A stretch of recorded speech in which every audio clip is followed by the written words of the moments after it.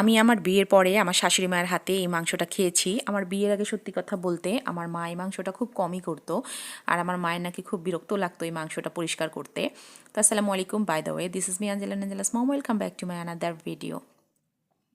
তো চলুন আজকে শেয়ার করি আমি কিসের মাংস খাচ্ছি।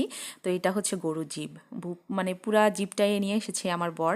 তো এনে আসলে সে বলতেছে এটা পরিষ্কার পরিচ্ছন্ন করে রাখো। তো আমি এটা গরম পানি দিয়ে ভালো করে একদম পরিষ্কার পরিচ্ছন্ন করেছি। আর এটা পরিষ্কার করার পদ্ধতি শিখেছি আমি আমার শাশুড়ি মায়ের কাছ থেকে। কী ফেলতে হবে, কী রাখতে হবে, কতটুকু নিতে হবে, সব কিছু তিনি আমাকে মানে দেখাই দিতেন, শিখাতেন। তো এখন আমি মানে বুঝতে পারি যে আসলে কতটুকু কী ফেলতে হবে, কতটুকু কী করতে হবে। তো আমি সব কিছু পরিষ্কার পরিচ্ছন্ন করে জিভের মধ্যে যে ময়লা মানে মানে ময়লাগুলো থাকে কালো কালো একটা হচ্ছে চামড়ার মতো, পাশে যে রক টক থাকে মানে যেগুলো আর কি একদম মানে মানে মানে অপ্রয়োজনীয় যেগুলো, তো সেগুলো আমি সব পরিষ্কার পরিচ্ছন্ন করে এইভাবে ভালো করে ধুয়ে এখন এটা হচ্ছে ট্রান্সফার করে নিলাম একটা প্রেশার কুকারে।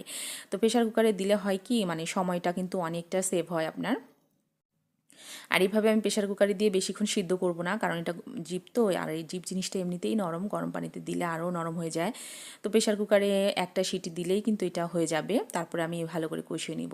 তো এখানে 1 টেবিল চামচ দিয়েছি আদা বাটা, 1 টেবিল চামচ দিয়েছি রসুন বাটা, দিয়েছি একটু বেশি করে মরিচ, দিয়েছি পরিমাণ মতো হলুদ, আর দিয়েছি লবণ, সাথে দিয়েছি একটু বেশি করে তেল, যেহেতু এখানে চর্বিটা কম তাই তেলটার উপরেই একদম সুন্দর করে আমি মানে একদম মাখা মাখা ঝোল করে ভুনা করে নামাবো, আপনাদেরকে অবশ্যই দেখাচ্ছি।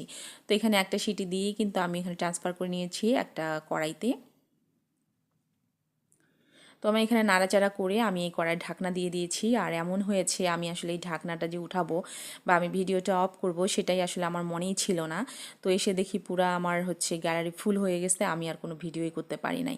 তো যাই হোক, এখানে আমি অনেকবার কিন্তু উল্টিয়ে দিয়েছি, অনেকবার কষিয়েছি, কিন্তু ভালো করে কষানোর পরে তখন আমি এই পরে এই ভিউটা নিয়েছি, মানে ভিডিওটা নিয়েছি, করেছিলাম। তো দেখতেই পাচ্ছেন এখানে আমার অনেক কষানোর পরে আমি আরেকটু পানি দিয়ে পরে কষিয়ে নিয়েছিলাম। খেতে কিন্তু অসম্ভব মজা হয়েছে, আর উপরে দেখতেই পাচ্ছেন তেল ছেড়ে ছেড়ে দিয়েছে।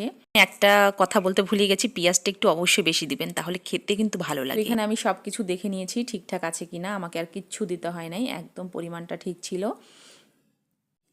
তো এই মাংসটা আমার ভুনা ভুনা হয়ে গেছে। তো আমার মানে হাজব্যান্ড খুব পছন্দ করে জিবের মাংস, আমার শাশুড়িরও খুব পছন্দ। আসলে এই মাংস আমি আমার শাশুড়ি থেকে পরিষ্কার বলেন বা রান্না করা বলেন দুটাই শিখেছি। তারপরে তো দুপুরবেলা ভাত নিয়ে বসেছি, ভাবলাম একটু শেয়ার করি। আর হচ্ছে এখানে যদি একটু আলু ভর্তা নেওয়া যেত তাহলে তো একেবারে পুরাই সোনাই সোহাগা হয়ে যেত।